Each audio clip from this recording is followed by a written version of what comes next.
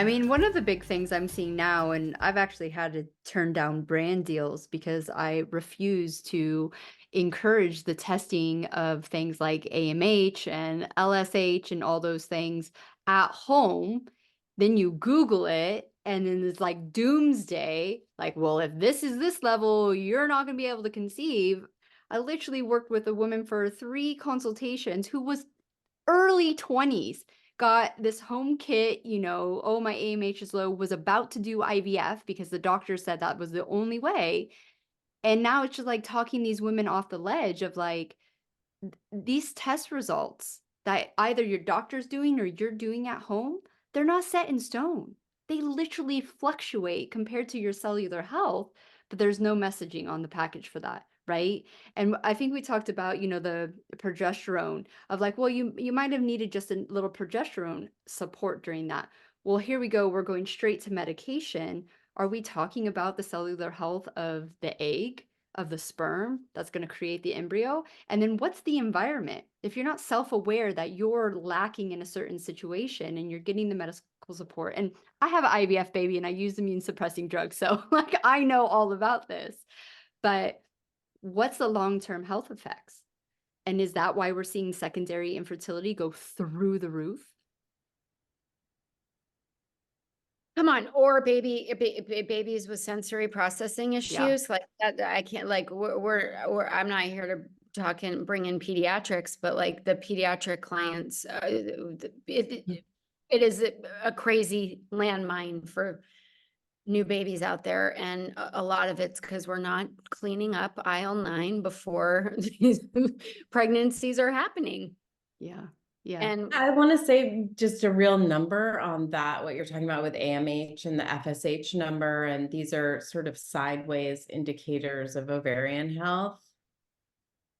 There are no way perfect numbers at all, at Right. all, at all. And we see people all the time who have dire numbers, you're in premature ovarian failure, get healthy babies. This stuff happens, so it's really hard for us to like latch onto a number, but we had a patient who came in and her FSH number had her in menopause, real menopause number. And she came in, she did some work, she right back to like, okay, good and healthy, so I think that, doctors don't do that because they don't retest it. You don't see it like in the medical system. It's not like we retest this number every 3 months after doing some diet, lifestyle, removing blocks. But if you do, you see it change dramatically. So yeah, it's hard to talk people off the ledge there. And that patient was in this. I do think there's this need to be really conscientious and careful. Like some of these products that you can buy, that patient had been on the wrong herbs for her. I have another patient right now who was doing a ton of detoxing, right? So like pretty hardcore detoxes. And what you're not getting if you're not a fertility specialist and you're working with like a non-fertility specialist functional doctor and they think they're helping you, they're detoxing you, and they are detoxing your estrogen right out of your body. It goes. And if you don't have estrogen, you're not getting pregnant. So like, and it's just like, dude, your estrogen is on the floor. Your FSH is super high because your brain's trying to wake up ovary again because you are literally detoxing all your estrogen. And that might not happen to the girl next door, but it's happening to you. So stop detoxing. And so that's again like a very personalized thing because the girl next door might really need her estrogen detoxed. So like that's the tricky business. And that's why this is a really complex convo. There's not like one answer. Yeah.